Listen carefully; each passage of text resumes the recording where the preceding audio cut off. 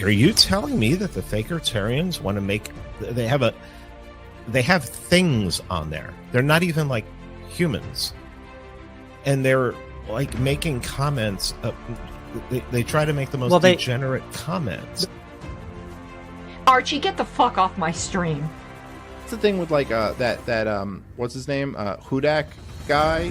Like who is, I will say, Nick, on the show you were at there, right? Amongst them, he's the smartest.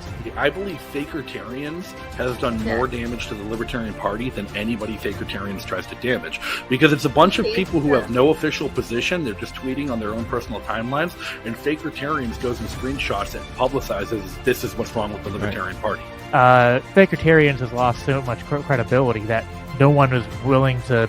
It's the boy who cried wolf. Like, they might actually be right one day. Maybe there'll be one day where there's an actual Nazi that someone puts on our show. We're just going to be like, eh. Well, the Fakertarians hop on and they're like, ooh, that's anti-Semitic, and people are like, that's anti-Semitic, and I'm like, first of all, you fucking idiots, I'm half Israeli. And while I'm at it, you know what? Fuck that page, those Fakertarians. Fuck that page too. Fuck all those guys. They're on my shit list too. Fuck them, giving me fucking shit for going on fucking Stefan Molyneux's show. Hey, they're fucking the Fakertarians one, who actually pissed me off more because from what I've been told, there's like a couple decent people attached to that. Fuck them. Fuck those guys. They're gonna fucking give me shit for fucking going on Stefan Molyneux's podcast to advocate against war because you didn't like that I called him great.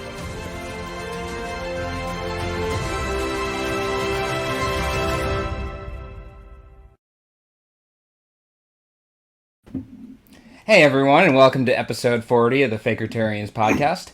I'm your host, John Hudak, along with Jeremy Kantorowicz, Archie Flower, and our tech guy. So today we have a special episode for you. We have the Cajun Libertarian joining us. How you doing today?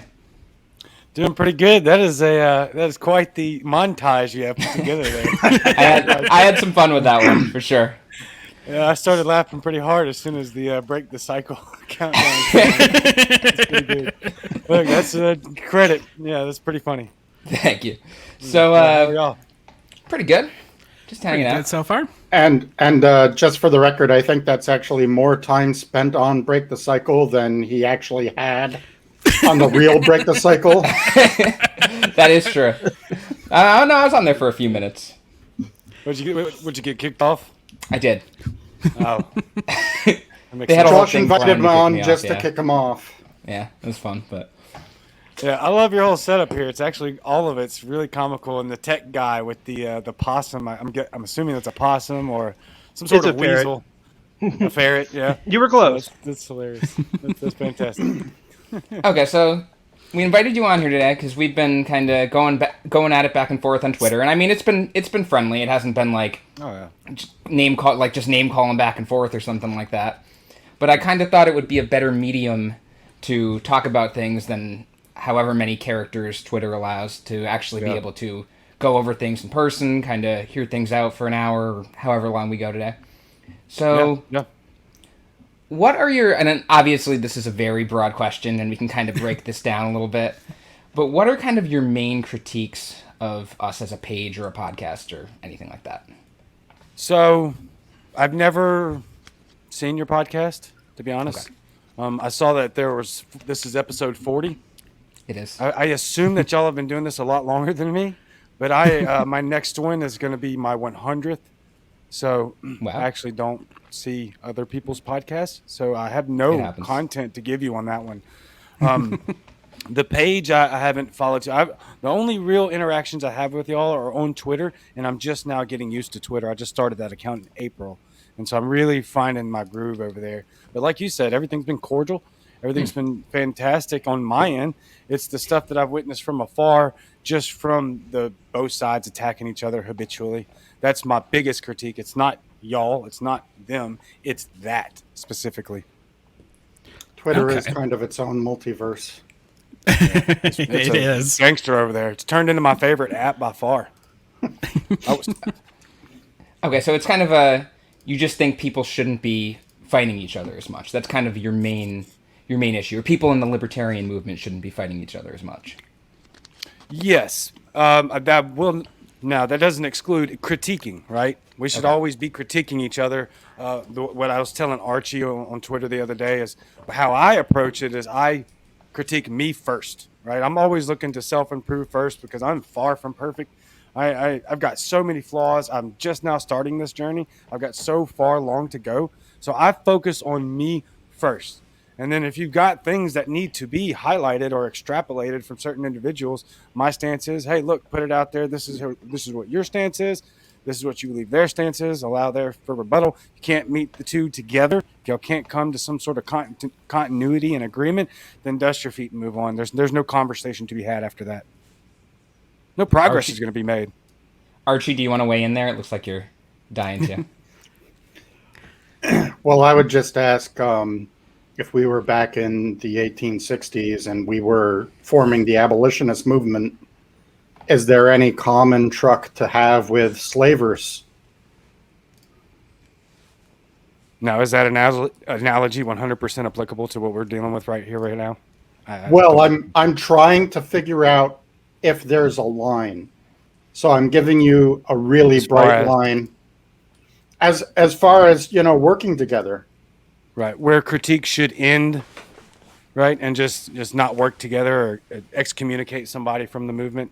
Right. I know that's what you talked about, right? This is your big thing. Like you want to go either excommunicate them or leave, on your own if you're actually in the minority.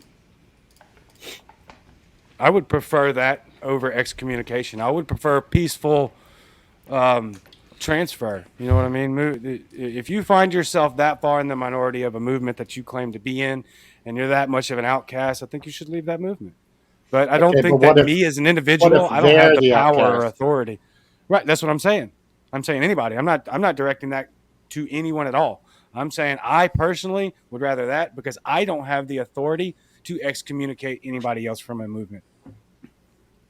That's me personally. I mean, the thing about it is, a party is a political vehicle. It's a marketing strategy. And whether it's fair or whether it's unfair, you're going to be judged by other people in the party. When you're knocking on doors to get votes for your candidate, the general public isn't going to care that you have a wildly different view or an actually libertarian view. They're going to judge you by the worst that they've heard about.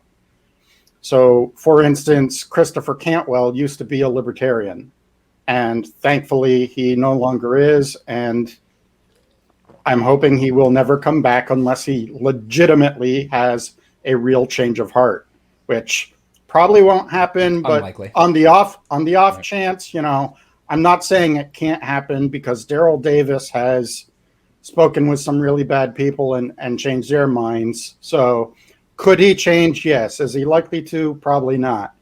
But if he doesn't change, he doesn't belong in the LP. And I'm willing to lay down that bright line. And I'm wondering what kind of lines you're willing to lay down.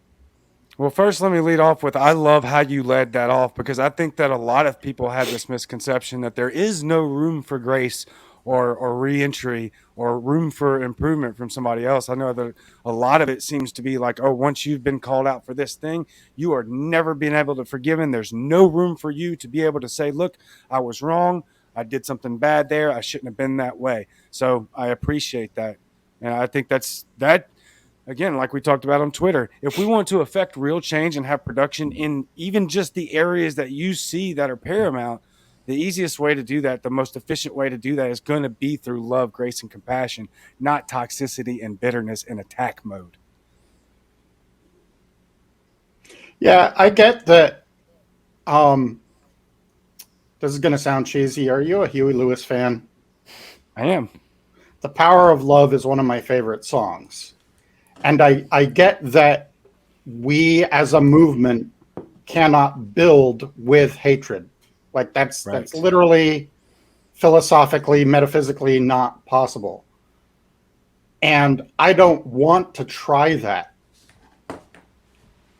All of what I say is originating from a love of liberty because I want an LP that can get votes and can make real change in a peaceful way so that we can go from American empire to American republic, and we can start, taking the jackboots off of foreigners' necks, start taking the boots off of domestic necks.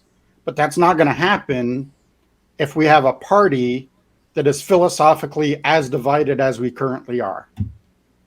Well, you're not wrong. It's hard to gain momentum that way. But I will say this. You said that it's your love for liberty. But what does liberty involve? It's not just some philosophical idea. Liberty involves human beings. So if you're going to have love for liberty, then that should be an automatic association with love for people. It has to be that way. Okay. I love my trans friends. And when they are attacked with a meme that implies that they should be hanged, I'm going to go after the person that posted it. Absolutely horrible.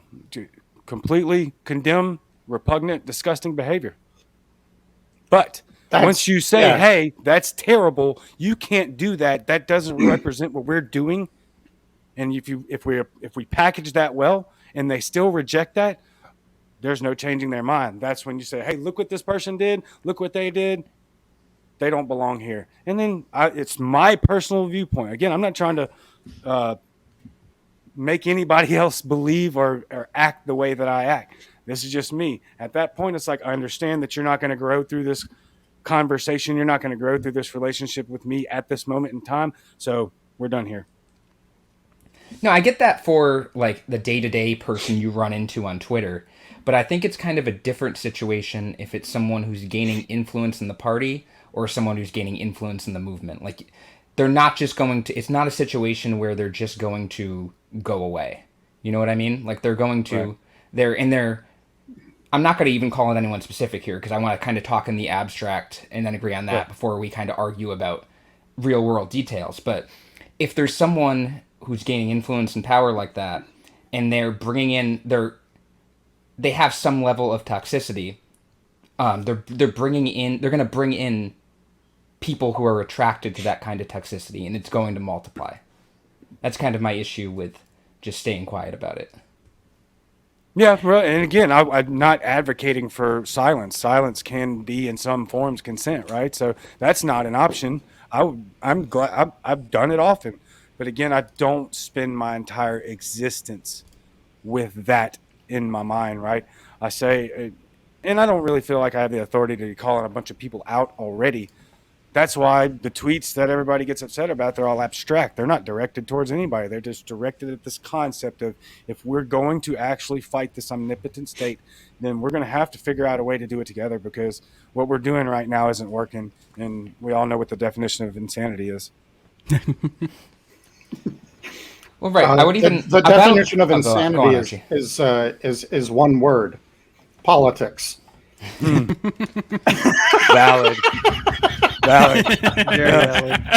Yeah, valid. So I was going to say, on the issue of even fighting the state, I would argue that there are some in the movement that promote things that are antithetical to that, like the idea of echoing. And I to be fair, I like a lot of Rothbard's earlier stuff, but one of the things that comes up a lot is from his early 1990s writings about unleashing the police to dole out instant punishment, unleashing the police to clear the streets of bums and vagrants. There's been some stuff on Twitter about that over the past few months where those quotes have kind of resurfaced, and there have been certain figures in the liberty movement who have kind of backed those. And then the whole thing about moving to a different topic in that same vein, the whole thing about calling refugees, or not refugees, migrant caravans trespassers, and I just can't get on board with that kind of stuff. It just does not actually seem anti-state. It seems like it's coming from a different viewpoint, even when it's people calling themselves libertarians. So let me ask you this. Can we still differentiate between a minarchist and an anarchist? Because if we're talking, there are minarchist libertarians, right, who would want a small state, who would want police force, and then there's some of us who say, you know what, I'm done with it all. I would rather live in a community with absolutely no government. And that's me. I actually advocate for minarchy, but if I had the choice, I would be an anarchist if that was a realistic, tangible outcome in the near future. But even same here. Go on. I mean, in theory, I'm an anarchist. I identify as a mutualist. I have nice long list of theoretical beliefs, but the whole we live in a society thing, and we're where we're at right now, and so we kind of have to look for those realistic outcomes, with what we advocate, and that's why the Libertarian Party exists. But even if we're talking about minarchy, there's a gigantic difference between just the existence of police and the idea of unleashing them to dole out instant punishment. That's the exact line. And it talks about people who like to cite that and who like to promote that, like to talk about how there's another line after that that says, like, subject, of course, to when they are in error, which, I mean, I don't want cops out there even beating up people who are guilty of things. I don't think that's going to jive well with the idea of even minimal government. Like just having, we know cops are never held accountable in the first place, so that's also a pipe dream. But it's one of the main reasons I'm a libertarian that most people don't know. I have an extensive police record. I've been arrested about 6 or 7 times. I have double-digit charges. I escaped 2 felonies, one of which was evading a police officer. I ran from the cops. Another which was I got in a fist fight with a cop, so I didn't get the assault. I was very young. So I escaped felonies. Thank God for that. But the first time I was arrested, I told the cop, "Fuck you." So sorry for the language. Everybody knows I love Jesus. No, you're good. We can do that here. Okay, so we're good here. 20 years. I'm drunk and on Xanax walking through the cop station, and I see the phone, and it's the first time I'm ever getting arrested, right? And so I said, "Hey, look, there's the phone." I get a phone call, right? Like I'm thinking this is Hollywood, and he's like, "No, you get to do whatever I tell you to." And I'm like, no, I've seen the movies. I get a phone call. And he's like, no. And I was like, you know what, man, fuck you. And he didn't say a word after that. He walked me very calmly into the holding tank, and then he slammed me up against the wall and literally lifted me up off the floor by my throat and was like, fuck you. I said, fuck you, as with any air that I could. And then about 4 cops rushed in. They all tackled me. Broke several ribs, broke my nose, pepper sprayed me, busted my face. They thought I was going to have to go to the hospital. Like my whole entire midsection was black and blue. And it was, it was really, and I was raised Christian conservative. And so this is one of them things where like, well, wait a minute now, how you can't act like this. I can't act. What if I did that? If I did that on the street because I got offended that some guy, a 20-year-old drunk on Xanax, said some ugly words to me, I would go to prison. You can't do this. And so later on, when I jumped back into politics, it was like, no, hold on a second. Republican Party has never been in it. I was raised Christian conservative. I was never raised Republican. It's a big difference in our household because my family has voted for Democrats, Libertarians, Independents, and Republicans. But so it was an easy transition for me. But the pro thin blue line stuff, I've always hated it.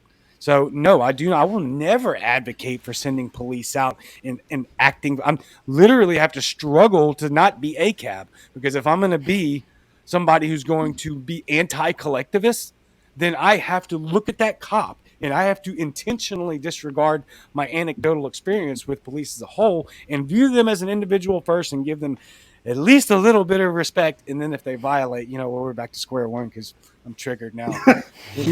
Can't stand them. Can't. So to answer that part of it, no, I completely, wholly disagree with somebody saying we should advocate for state violence against even criminals. That's not an accepted. No, you go through this training. You're being paid by taxpayer funded. You are held to a higher standard. Okay, if I can't do it, you can't do it. Should be right. You should be. Sorry. Right. And then I will never agree with calling immigrants trespassers. I don't. That's a derogative term towards another human being, and I don't appreciate that. So I'm just gonna call them immigrants. They're people. Yeah, I can't disagree with anything you just said there. Well, the Declaration of Independence doesn't talk about borders. It just says we're all created with the same rights. It doesn't talk about where you're born. And in fact, one of the things they had against King George was that he wouldn't allow immigration. inalienable rights given to us by our creator, or however you think you receive them, there's no lines drawn in the sand, right? There's no modifier to that saying only if you were lucky enough to be born in this region. Okay, right. So when I personally talk about pro liberty and pro right now, the biggest thing I think we should all be talking about is how we can get guns into the hands of people all over the world, because the Second Amendment doesn't apply to Americans only. Inalienable rights applies to human beings. And that's my personal take. The Second Amendment doesn't really apply to Americans either. It applies to the government. It's a proscription on government action. Yeah. It's a negative right, not a positive one given us to right. And as far as getting guns into the hands of other people, as long as they have internet and 3D printers.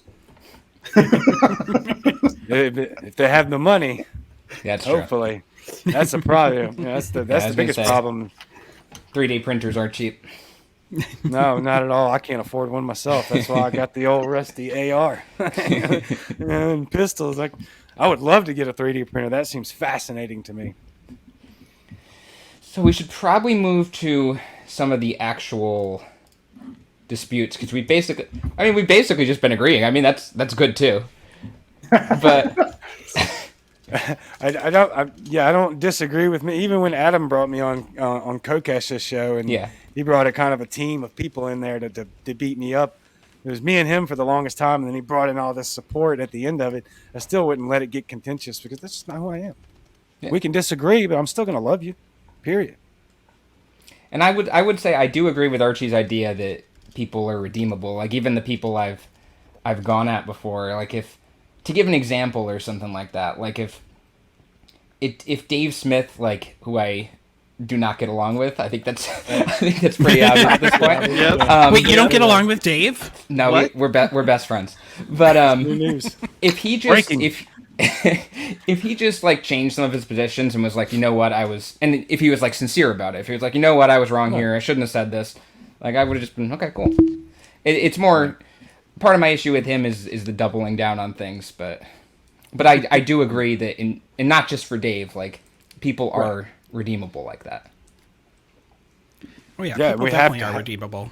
Yeah.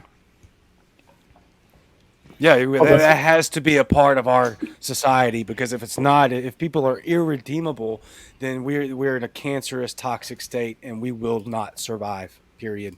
People have to be able to be forgiven. Yeah, you nailed it there, because as a libertarian, so I've actually been like on Facebook in one thread and on Twitter in another thread, and because it's such different groups of people, I'm getting called a Nazi in one and a communist in the other. I've seen that. Right. Literally at the same time. And it's really weird, because as libertarians, we're in that space where if you're just a little bit out of agreement with someone that's mainstream, they see you as the opposite team regardless. And so blue team sees me as red and red team sees me as blue, because they can't comprehend that it's not just red versus blue. Right. And it's not that it's their fault that they can't comprehend that. It's part of the reinforcement, and it's part of the good cop, bad cop that the duopoly plays each other against each other. And my view of divide and conquer, they're not just playing divide and conquer in terms of tribes. Like, right. Okay, we have two different teams. We're getting them to bite at each other's throats. But they also have divided and conquered human freedom. Because human freedom, like, libertarianism is not left and it's not right. It's just freedom. And left libertarians and right libertarians, so long as they respect the NAP, they both have a valid place in the party and in the movement. Just like if I chop off my left arm and I don't, do anything about it, I'm going to bleed out. And my right arm is going to be like, ha, ha, ha, the left side just got cut, ha, ha, ha. But it's still going to lose the blood. It's a holistic thing. That's what freedom is. And so the reason I'm on this particular tangent, the irredeemable idea, if people are irredeemable, then there is no coming back from where we are as a country. Forget the Libertarian Party. If people cannot be redeemed, red team and blue team are so far apart, and each views each other as diametrically opposed and evil, regardless, just out of the gate. If you're on that team, you're not even human, hardly, at this point. So if we don't accept the idea of redeemability and that people can change for the good, we might as well pack up everything. We might as well not try to get any votes. Absolutely. I would also add this too, that a lot of people still fail or refuse to recognize that, let's use our party, for example, or our movement, that having left libertarians and right libertarians under the same umbrella is actually healthy, because what you have is balance. But that balance has to be struck well, and it has to be maintained with a healthy respect for one another. So we have to be redeemable, and that's a good thing to have two different sides of the coin under the same umbrella, because it's definitely healthy. It creates progress. Iron sharpens irons, what the Bible says. Dissenting opinion is something that's super healthy, and we hope that every libertarian would absolutely agree that in order to form a more perfect union, we have to have dissenting opinion. That's why free speech matters so much. Yeah, not just free speech, the entire free market of ideas. Absolutely. Because it's bigger than speech. It also, speech is the line, and culture is the plane. Does that make sense? Sure. Yeah, and to have a truly rich market of free ideas, we love to say good ideas don't require force. Right. And then a lot of us want to default to force anyway. And it's like, I try to, I'll repeat my ideas constantly, because good ideas may not require force, but they do require repetition. But the authoritarian impulse to, go to the state or whatever to solve our problems really needs to be weeded out of all of us. Like you were saying at the very beginning, work on yourself first, which I do appreciate that point of view, because we all do need to do that. Thank you. Yeah, it has taken me a long time just to get to the point to where I'm at, right? I think that's perfectly well said as well, Archie. Some of the stuff just has to be weeded out over time. You're not just going to land at this utopic, perfect libertarian philosopher overnight. It's going to take time. It takes work. It takes sanctification, right? It just takes chipping away at the old self to make sure that we're constantly moving in the right direction. Yeah, I was a neocon for a while before I got into libertarianism, so I can't talk there. I think a lot of people were. Yeah, I definitely was. I think I went and saw Sarah Palin at one point. I had a McCain Palin. Oh my! I was excited to go see Sarah Palin. Oh boy, that's embarrassing. First time I ever voted was for George W. Bush. Second time was for Joe Jorgensen. There you go.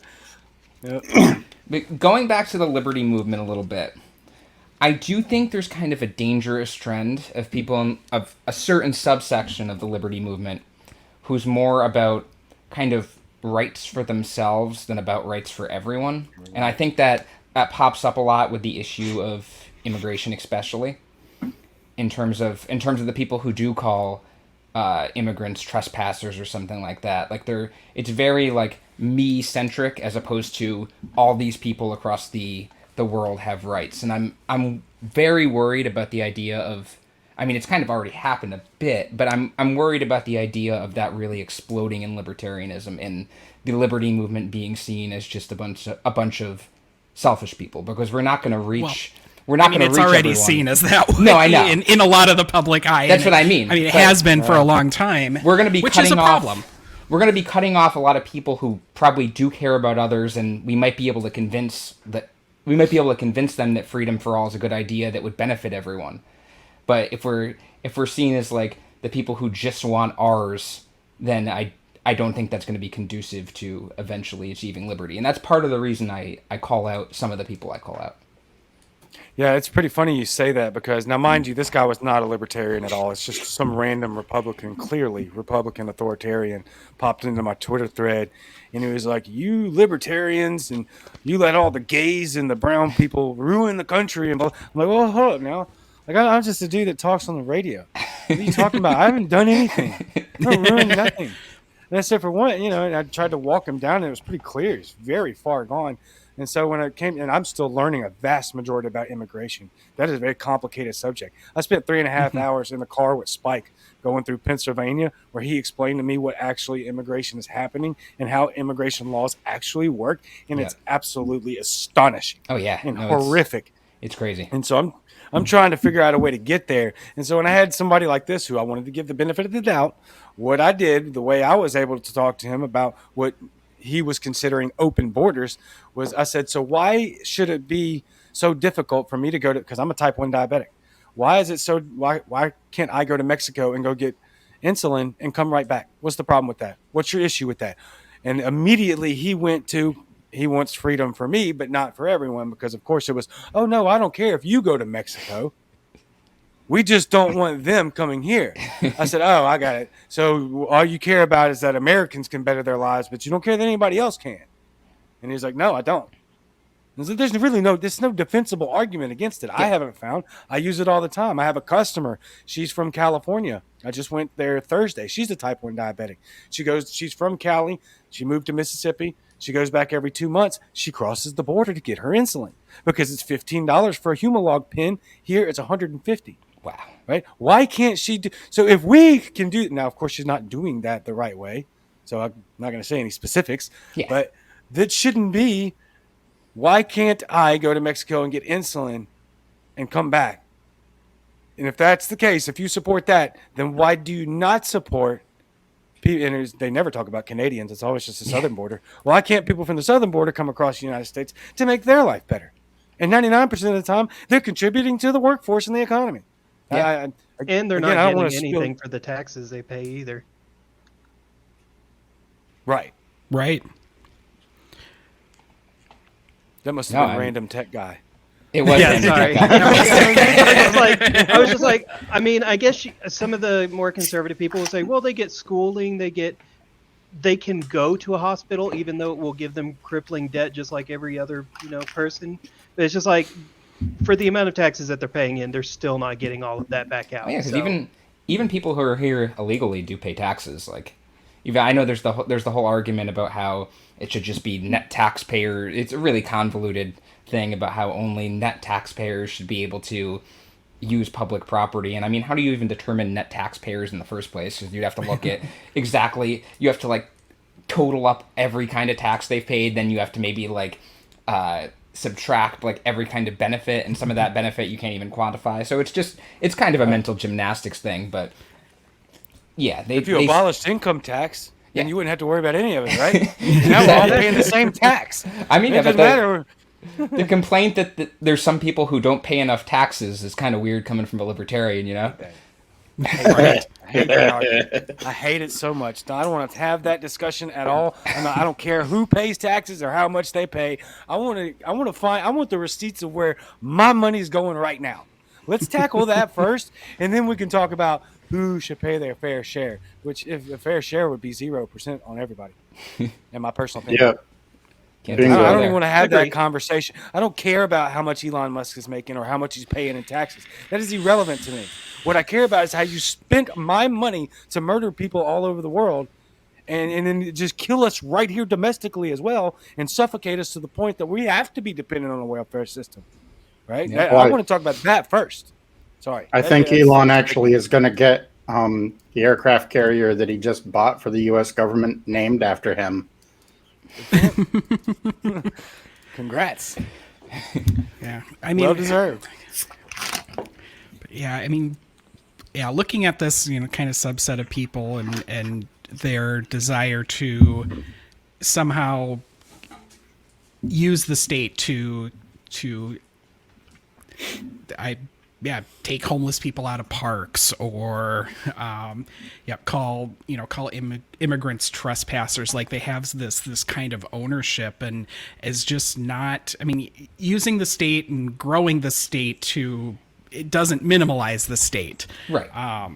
And yet we see people that are arguing for that within the movement, and it's just, it's wrong. It's bluntly wrong and inconsistent with libertarian principles. Yeah, and it's mental gymnastics that they're trying to do to, I mean, in the end, justify, their these weird desired outcomes. And I just don't quite understand it. And I mean, and that's why we call it out, because they double down, they get more or less worse somehow every day on the issue. And it's just, it definitely deserves to be and should be called out, because it's not a libertarian principle whatsoever. It's already hard enough to shrink the state as it is. Like, good luck getting rid of, like, basically anything the state does.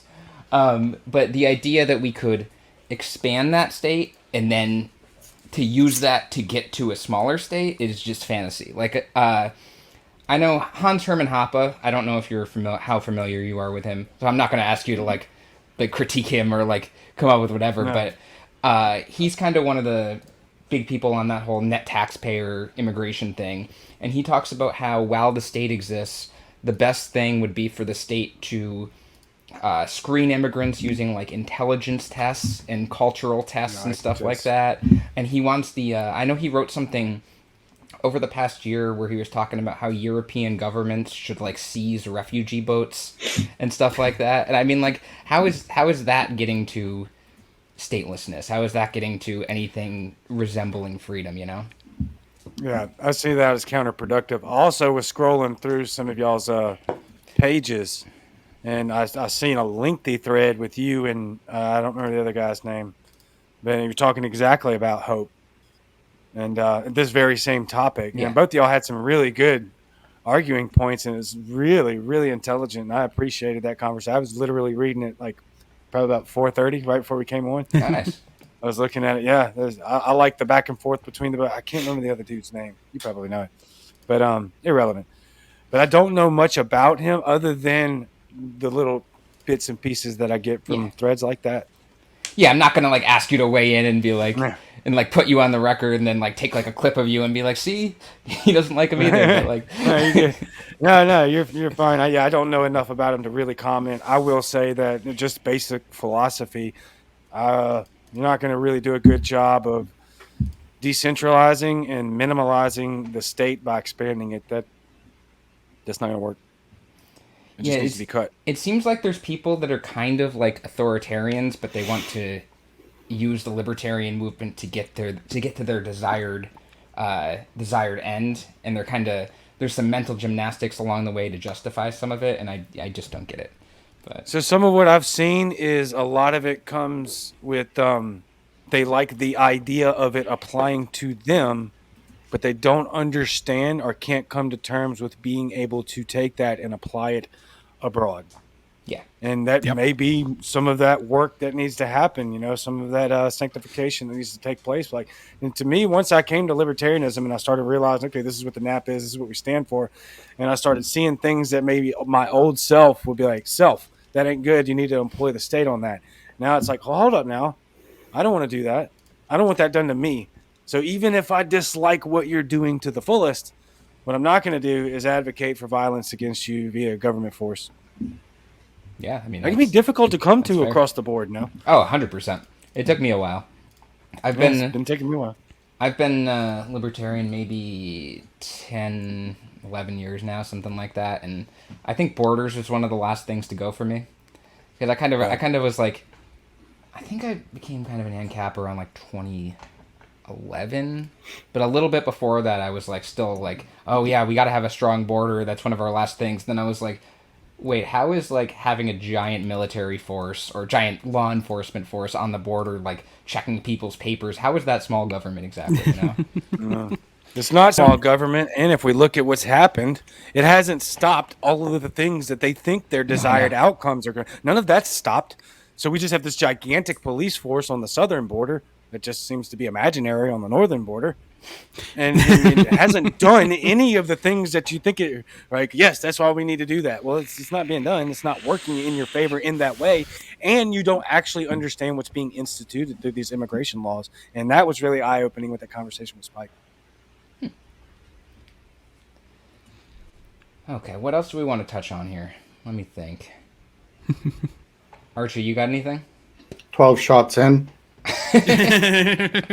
Well, I mean, it really comes down to it. There seems to be this. There's a lack of empathy that exists, and that's where you kind of get some of that selfish me rights for me. But you know, you suddenly, you know, your concerns end where, you know, where you think your rights end. I don't know if that's the best way to put it, but No, that's a really good way to put it. Yeah, but you know, it's not that. You know, I can't go into a store swinging around chainsaws and go, well, if you get in my way, you know, that's your fault. that's just not, you know, I have to be concerned about people around me. And if I go around swinging chainsaws and I hit somebody, that's on me. So I have to be concerned about other people's rights. And there's definitely this lack of empathy and consideration for that leads to this, this behavior and thought process that, you know, more or less, you know, our page is set up to call out and bring people forward the helicopter people. Yeah. You know, so that's, yeah. So that's really, you know, a lot of where we're coming from, and what a lot of people see is that selfish, behavior, but they don't see the empathy, that really is required to be a libertarian. Absolutely. Empathy and compassion. Like I said before when I was talking to Archie, if our liberty is going to be our number one goal, then people have to be at the center of that. And if you can't have empathy and compassion and love for people, then you're going to fail in trying to implement liberty. There's just the two have to coexist. They have to be mutual, and it has to be at all times with all people. Isn't there a quote that says, if one man's rights are corroded, then all men's rights are corroded? Something like that. Yeah. Something along those lines. Yeah. Well, if it wasn't, it's a quote now. Right. Yeah. Injustice anywhere is a challenge to justice everywhere. I think the actual quote was MLK said, "A threat to justice anywhere is a threat to justice everywhere." Okay, thank you. Fantastic. Good thing we got tech guy here. It's what I do. It's what I do. You were forever known as random tech guy, and I would love it. He just popped. Yeah, I was like looking around. I'm like, why is nobody's mouth moving? Yeah, my camera is broken. Normally, I have a camera, but I also moved, so the camera broke in the move. Oh, it happens. That sucks. And so something else that I like to apply, because I live in a red state, right? I'm in Mississippi. There's nothing but Trumpers around me. I mean, Trump's going to win this state 10 times out of 10 every time. Oh, yeah. So the messaging has to be particular for the people that are around me, for the demographics that I'm talking to. Yeah.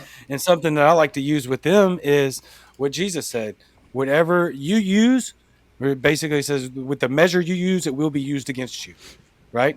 So if I am going to strip your individual liberties away, then I can expect that when X or Y isn't in power, they're going to strip mine away, because now I've advocated for violence against you for the state or with the state.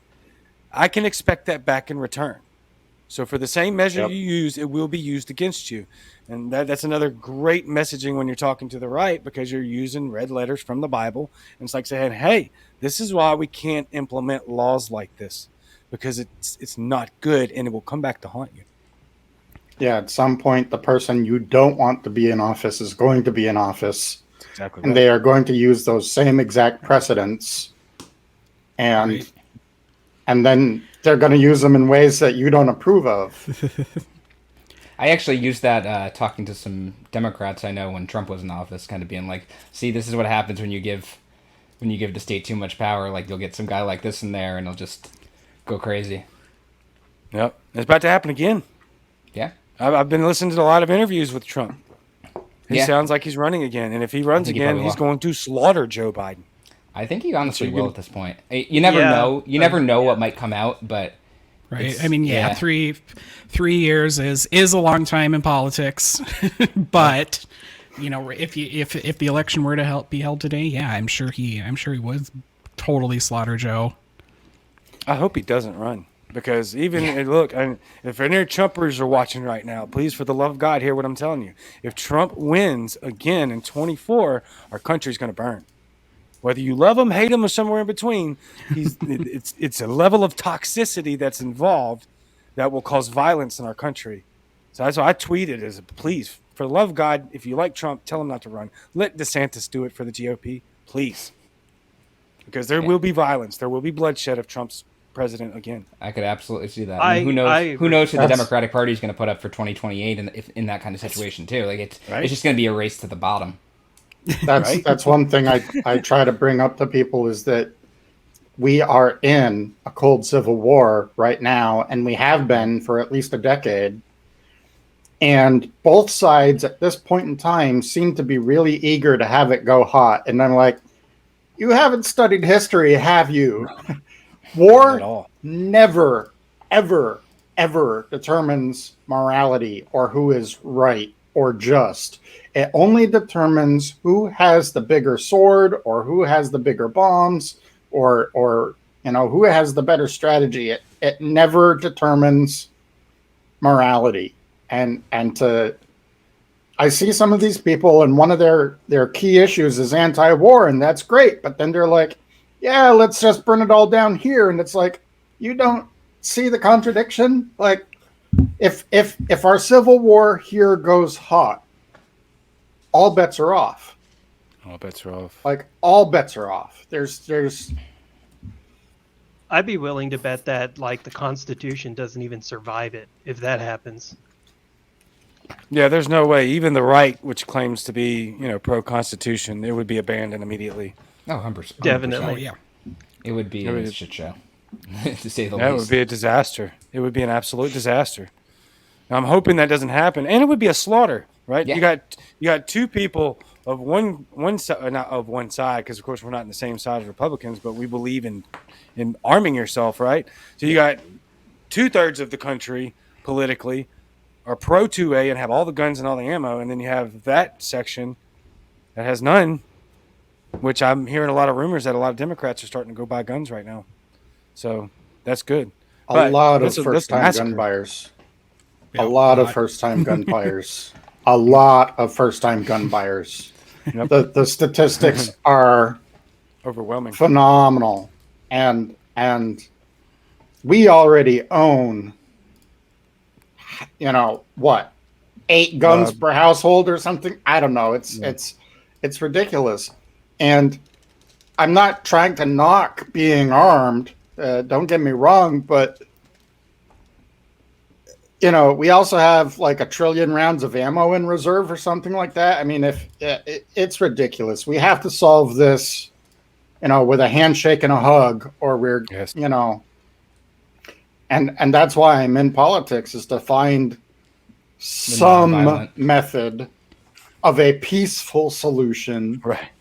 And weave the country back together, because I also sense that while there is a lot of division, there's also a lot of yearning on both sides for the country to come back together. Like, if you look at really deep, at the deeper levels of communication, people want that. They just they can't necessarily put that into words. Or they don't believe that it's possible because of all the propaganda coming from the media. Or they just simply don't believe it's possible. That's something that I fight every day. And I hope to God that libertarians will understand this, because what I'm seeing, not just on social media, but I live in Mississippi, but I work in Jackson, right? So it's like, 10-1, it's black to brown white. Right, there's 10 black people to every 1 or 2 white brown people. And so the vast majority, the 90 to 95% of the people that I talk to every day are black people. And they are flocking from the Democrat Party we have a golden opportunity because we represent their community better than either party, obviously, to intercept them on the way. But what they're doing is they're flocking straight to Trump. I'm telling you, I see it. It's an overcorrection. Now, thank God for a correction, but it's an overcorrection because it's not even that they're flocking to Republicans. It's straight to Trump. And we have a grand opportunity that we need to put our foot on the gas every day in our communities, in our societies, in our towns, in our states, and be talking to these people and telling them and advancing with love and compassion and empathy and grace and care. We really care about you as a person. Here's what we can help bring about a better way. Then you have the hurdle of, but you can't never win. So if y'all can solve that one for me, gladly appreciate it. No idea. But y'all will never win. Well, yeah, because you keep saying that. Stop saying it and go vote Libertarian, and we'll win. Look at that.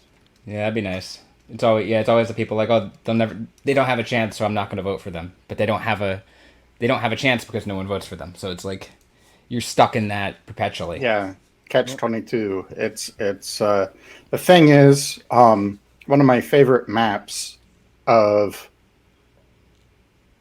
2016 was a map that someone did if did not vote was on the ballot, and there was a smattering of red and a couple of blue states, but everything else was gray. And it's like, yep, people are so sick of voting that because they may not be able to put it into words, but they don't have anyone to vote for. It's always voting against someone, and they just don't want to do that. They want someone to vote for. And if that person could come along, it's going to be a landslide. It's going to be an electoral college wipeout. Well, we need that person because the problem is that so many people think Trump is that person. Yeah, he's not. Because he ran.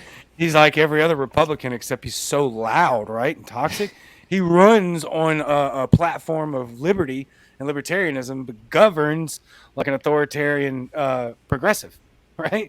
I mean, all the Republicans do this, and it's just opening people up to seeing, like, look at what you're voting for. Look what we've been doing. And again, I use the definition of insanity. I did it with my grandma 2 days ago. She's a huge Trumper. And I said, look what's happening. If we keep doing the same thing, we're going to keep getting the same result. We have to change, and we have to do that on a person-to-person basis. And I never take that lightly. I use this analogy all the time. Billy Graham was 9 years old when we went to a tiny little tent revival in Oklahoma. And he changed the world for evangelicals. One person. So never underestimate who the one person is that you may be talking to, that you can affect, who might actually go out there and change the world. That I put a big paramount on that. It's a good message. Sorry, you triggered all of the things that I like. No. We never got to fight. I know we didn't. Oh, do you want to? Not really, no. I can get a fight going. No. Yeah, I was gonna say let's find something to fight about. But no, we don't have to. No, I'm not a big. I don't like. I mean, I like I like debating back and forth peacefully on Twitter, but I'm always going to call for mending brokenness, and that's one of the things that, being what I've done the last 10 years as a worship pastor and a teacher, it's just a paramount of mine. We need unity. We have to be one team, one unit. As fast as we can get there, it's got to be so, because we are fractured and losing. But I see light. I don't want to sound like a freaking negative Nancy, because I'm not. I see more light than I see negative. It's just a lot of the times the negative gets all of the highlight. Oh yeah, it does. 100%. But it's tough to see through. It's tough to see through it sometimes, but it's good too. Yeah, it's more mentally healthy too for us as individuals and for a community and as a movement to be more positive minded than negative minded. If we spend our entire existence trying to seek out everything negative, then all you're ever going to see is negative. If you spend most of your time trying to seek out positive, then you're going to go find positive. But it's got to be intentional. And that's me first. I'm like terrible at it. I'll go find all the like watching my podcast. It's like me just ranting, just lunatic about all of the bad. So I've been trying to work on it. Like me first. It's normal human impulse right there. Especially right now. Yeah. Do we have anything else we want to cover today? No, I don't think so. I'm good at least. Archie? I'm good. Okay, I'll give Cajun the last word here before we wrap up. Anything you want to plug or anything you want to say? Watch my show. Follow me on YouTube. Follow me on Instagram, Facebook, Twitter, and now TikTok, which I'm quickly falling in love with. And so follow me on all those places. Other than that, not much, man. I love y'all. I love everybody. I want that to keep going. I want everybody to love everybody. Please, for the love of God, let's do that. That's it. Well, thanks again for coming on our show today. And Absolutely. to everyone else. Thank you for having me. Yeah. And to everyone else, we'll see you again in, I was going to say 2 weeks, but I think we're doing a special show on Martin Luther King Day. It has nothing to do with Martin Luther King Day. It's just we scheduled it for that day. But, yeah, so we'll see you on the 17th. Bye, everyone. Thanks, Cajun. Thanks, y'all.